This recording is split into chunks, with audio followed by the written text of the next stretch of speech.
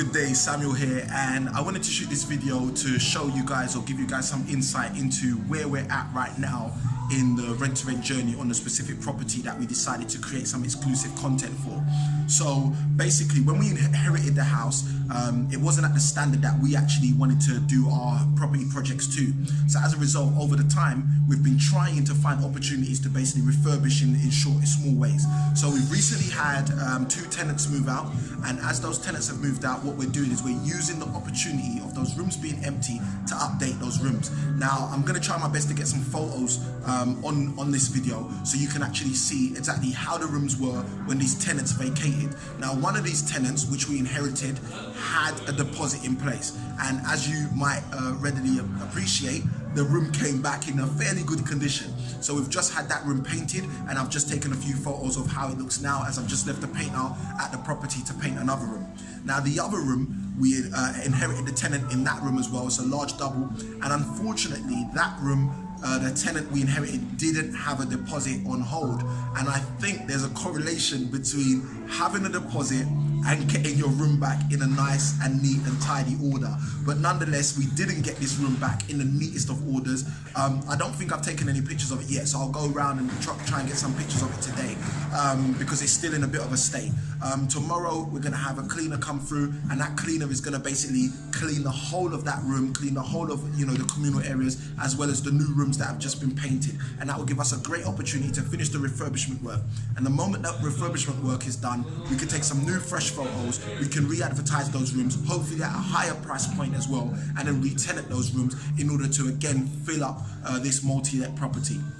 So I'll put some photos on, and hopefully you guys will get a feel of kind of what is possible with a room with a very small budget. I think in terms of the rooms per room, we're spending for soft furnishings, we're spending in the region of £75 in order to update those rooms. Now, these are rooms that are generally fully furnished already.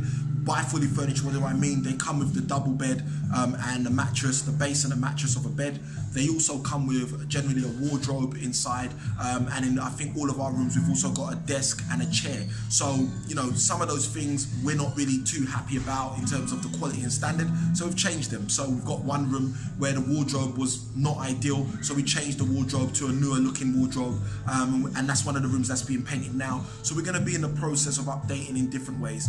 Later on in the year, we've planned to do a scheme of refurbishments throughout the actual communal areas, and that's based on the fact that we would have generated a certain amount of cash flow from the actual property already to now replumb it or reinvest into that property so that it costs us effectively nothing to actually refurbish. So the scheme of refurbishments might be something I continue to talk about in this video, or wait until we're actually doing that work and talk about it a bit further. But I think on a summary basis, we're planning to revamp the kitchen, revamp one of the upstairs bathrooms, revamp the communal passageways, and also revamp the staircase.